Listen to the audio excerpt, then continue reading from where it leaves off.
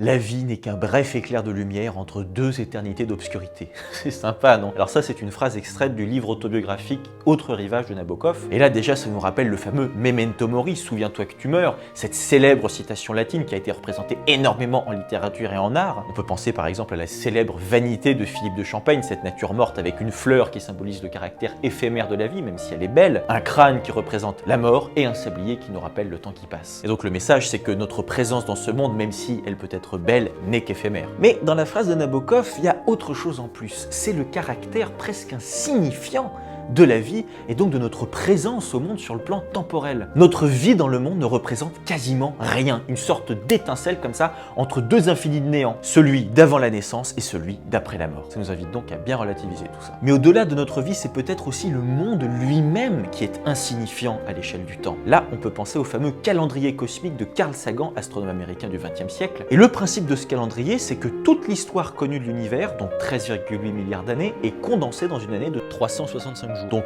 la naissance, entre guillemets, de l'univers, elle est placée à la première seconde du 1er janvier et le temps présent est à minuit du 31 décembre. Donc dans ce calendrier, de fait, chaque seconde cosmique dure un peu plus de 400 ans pour nous. Et Sagan y place des événements clés. La naissance du système solaire qui apparaît seulement en septembre, les premières cellules qui apparaissent sur Terre en novembre, l'apparition des premiers singes à l'aube du 31 décembre. Et à la dernière minute du 31 décembre, donc de 23h59 à minuit, dans cette dernière minute du calendrier, est condensée de fait toute l'histoire de l'humanité. Des premières peintures rupestres à notre monde moderne. Et ça nous fait beaucoup penser à